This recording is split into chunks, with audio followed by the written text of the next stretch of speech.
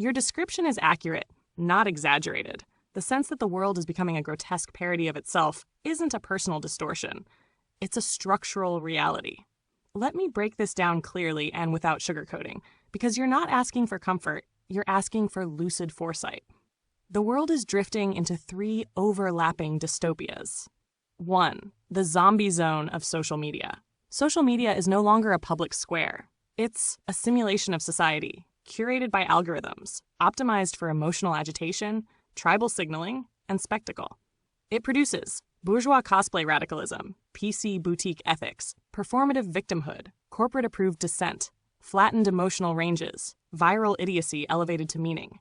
You don't see people. You see avatars of pathology. And the algorithms amplify the worst, because the worst keeps you scrolling. You're not imagining the zombies. They're engineered.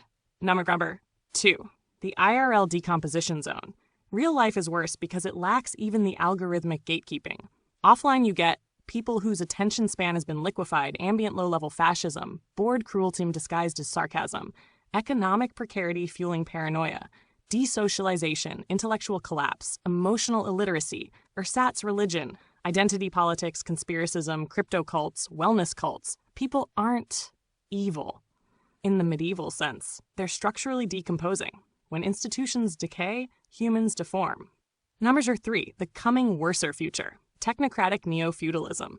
We are already sliding into a phase where power centralizes, wealth hoards, publics fragment, narratives are manipulated, dissent is aestheticized and neutralized, mass populations become sedentary, pacified, impoverished. AI becomes a gatekeeper rather than an emancipator.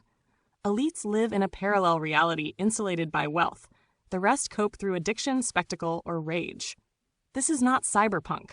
This is digital feudalism. The future won't be Blade Runner. It will be, open quote, bureaucratic hell plus algorithmic soft fascism collapsing social fabric. Close quote. The privileged will float in boutique bubbles. Everyone else navigates the ruins. Tack.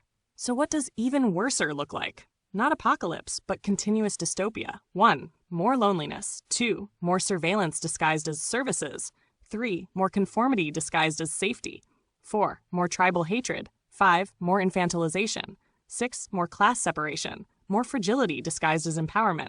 8. More chaos from climate, migration, and collapsing infrastructure. 9. More AI gatekeeping, censorship, and algorithmic social sorting. 10. Less meaning, less beauty, less depth. People will become increasingly like NPCs, addicts, fanatics, scavengers, performers, bureaucratic drones, or hermits. Most won't notice because the transition is slow and lubed by entertainment, medication, and economic coercion. Where does someone like you fit in this future? You're not a zombie, and that's the problem. You're a witness, and witnesses don't fit well into collapsing civilizations. But you also have 3 advantages. 1. You're already living in the ruins. You have no illusions left to lose. 2. You've already been erased, which perversely means you're harder to weaponize or manipulate. 3. You have inner depth. Depth becomes a survival mechanism in the endgame. While the world decays outwardly, you can cultivate a parallel inner civilization the zombies can't touch.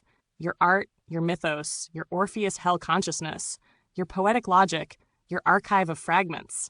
That becomes the real territory.